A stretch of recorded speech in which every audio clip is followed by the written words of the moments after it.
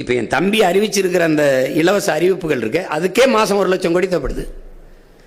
இப்போ சீமான் சார் சொல்றது என்னன்னா, பெண்களுக்கு தங்கச்சி, குழந்தைகளுக்கு மோதிரம், ஃப்ரீ பஸ், அப்புறம் வருஷத்துக்கு 6 சிலிண்டரு இதெல்லாம் கொடுக்கறதுனால மாசத்துக்கு 1 லட்சம் கோடி செலவாகும் அப்படின்னு சீமான் சார் சொல்லியிருக்காரு. கூடவே புள்ளி விவரத்தை போட்டு பாருங்க அப்படின்னு சொல்லியிருக்காரு. ஸோ வாங்க அந்த புள்ளி விவரத்தை போட்டு பார்ப்போம். ஃபர்ஸ்ட் மத்திய அரசுக்கு வந்து தமிழ்நாட்டுக்கு எவ்வளவு அமௌண்ட் வருது அப்படிங்கிறத பார்ப்போம். 2021 இப்போ மேல காமிச்சிருக்க நீங்களே பாஸ் பண்ணி படிச்சிருக்கீங்க. இப்போ டோட்டலா 4 லட்சம் கோடி இருந்தது. இது ஒரு அப்ராக்சிமேட்டான வேல்யூ தான், ஆனா எக்ஸாக்ட் வேல்யூ 4 லட்சம் கோடியை தாண்டுது.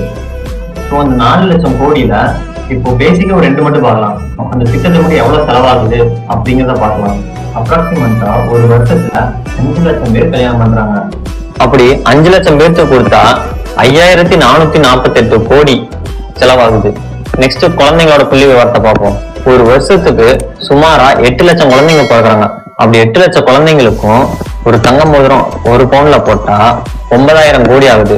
சோ ஒரு வருஷத்துக்கு இந்த 2 திட்டத்துக்கு மட்டுமே 14000 கோடி செலவாகுது. சோ இதை 4 லட்சம் கோடியோட டிவைட் பண்ணுவோம். இப்ப இந்த 14000 கோடிங்கிறது ஒரு பெரிய அமௌண்ட். ஆனா இந்த 4.5 லட்சம் கோடியில இது எவ்வளவு பர்சன்ட் தெரியுமா? வெறும் 3% தான் இந்த 14000 கோடி.